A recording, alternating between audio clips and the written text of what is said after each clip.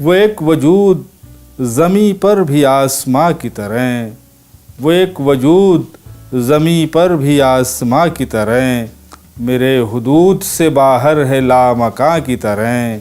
वो एक ख़याल कोई बहरे बेकरां जैसे, वो एक ख़याल कोई बहरे बेकरां जैसे, मेरी नज़र किसी बोसीदा बादमां की तरह।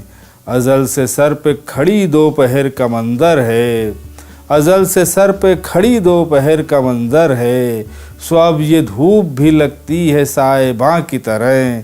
मैं हर्फ हर्फ उसे ही समेटना चाहूँ, मैं हर्फ हर्फ उसे ही समेटना चाहूँ, मगर वो फैलता जाता है दास्तां की तरह।